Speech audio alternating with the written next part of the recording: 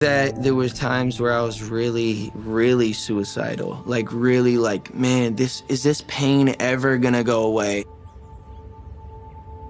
It was so consistent. The pain was so consistent. I was just suffering, right? So I'm just like, man, I would rather not feel this than feel this. I really do believe that God works all things together for good, and I think sometimes it's hard to see that when things are so messy, and I think that that allows me to have this overwhelming confidence. I just would encourage people like, hey, if you're feeling lonely, talk about it. Say it out loud. There's a freedom in that. I could have avoided a lot of pain.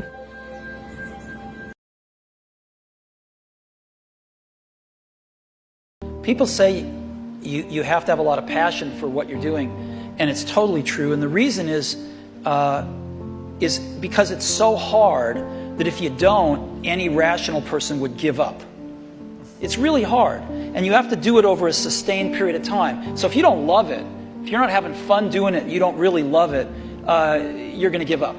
And that's what happens to most people, actually. If you really look at the ones that ended up, being successful, unquote, in the eyes of society, and the ones that didn't, oftentimes it's the ones that are successful loved what they did so they could persevere when it got really tough. And the ones that didn't love it quit because they're sane. Right? Who would want to put up with this stuff if you don't love it? So it's a lot of hard work, and it's a lot of worrying constantly. And if you don't love it, you're going to fail. So you got to love it. You got to have passion.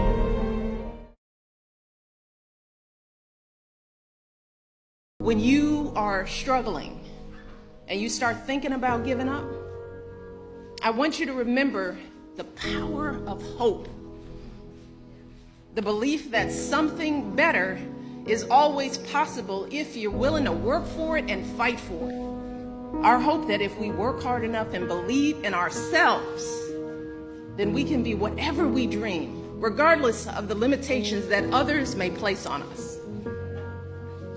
The hope that when people see us for who we truly are, maybe, just maybe, they too will be inspired to rise to their best possible selves. I don't know what your future is, but if you're willing to take the harder way, the more complicated one, the one with more failures at first than successes, the one that has ultimately proven to have more meaning, more victory, more glory, then you will not regret it.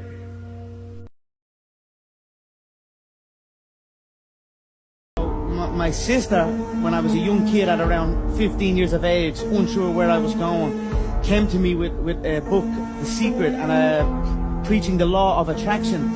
And I was like, stop, get away from me, I'm only a young kid, I didn't care about that, I wanted to just go and play, I wasn't interested, I was almost laughing at it. But then she kept on me with it, and I eventually watched a movie on it and read some books on it, and then it started to resonate with me, like, to keep positive and have belief in where you're going, and you're able to, you can almost visually create your entire world. No, not almost, you actually can. Yes. You can. And then I was like, I'm going to do that, and I will do that. And then that's when I began to practice it.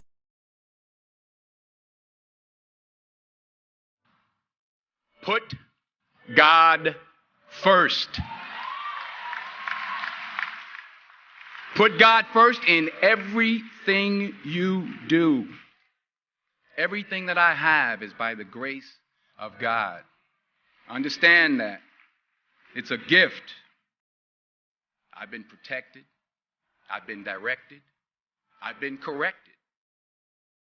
I've kept God in my life, and it's kept me humble. I didn't always stick with him, but he always stuck with me. So stick with him in everything you do. If you think you want to do what you think I've done, then do what I've done. And stick with God.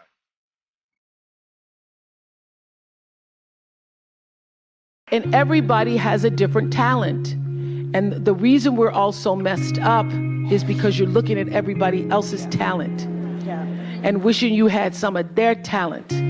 All the energy that you spend thinking about, wishing about, being jealous of, envious of anybody else is energy that you're not only putting out is going to come back to you negatively, but you're taking that away from you. All your energy should be forced on, what do I have to offer? What do I have to give? How can I be used in service? Because Dr. King's message of not everybody can be famous, but everybody can be great, because greatness is determined by service.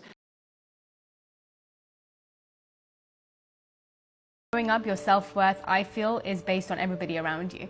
When you're a teenager, it's how many guys like you, or whether the guy you like likes you back. That ends up defining whether you love yourself or whether your friends love you. You're not stable, you have no rooting, and so everything that you base your love for yourself on ends up being external. I felt that way for a long time, that I felt something was missing. Like, I knew that my love for myself could not be based on other people. There had to be something else that I could have a foundation of. Okay, fine, there can be ups and downs, but I never go down to a low where I don't love myself. And I definitely think meditation was the turning point for me. And I felt that because it was the one time in the day where I would end up spending time with myself. Like, I wasn't spending any time actually thinking, who am I? Like, I don't know who I am. And I feel like in a relationship, whether it's with yourself or whether it's with somebody else, you have to know yourself, to love yourself. We never get into relationships with people or friendships with people without knowing them. There's no losing, only learning. There's no failure, only opportunities. And there's no problems, only solutions. So to me, what failure is the mother of all success. If it wasn't for Michael Jordan getting cut from his 9th grade basketball team, he wouldn't have became Michael Jordan. You know, if it wasn't for, I seen an article the other day where they were talking about Oprah Winfrey and how she got fired because she wasn't good for television. You know, you got people like Walt Disney who got fired, if I'm not mistaken, from a newspaper saying he had no imagination. These are the same people that I got to deal with. Tell me what's not a hit record. See, if you're always winning, then you don't really understand what it is to win. You got to take those losses. You got to take those hits. There's got to be the valleys, the peaks, the ups, the downs. In order for you to, when it does happen, you go, wow, qué rico. You know, this is what it's all about. And not only that, it's never about making it, guys. It's always. Do you sleep on nights when you lose $5 million? A nice cigar. Hey, you gotta celebrate your failures and your success. Yeah, you know, because there is a lesson to be learned in everything. You know, when you have a great success, a good exit, you sell a company or whatever it may be, you celebrate because it's a good milestone in life. And then when you lose, something bad happens, hey, it's an expensive lesson learned. You still celebrate it. Yeah. Because if you take it with a negative notation, that's just gonna keep eating you inside, and it's gonna limit your upside.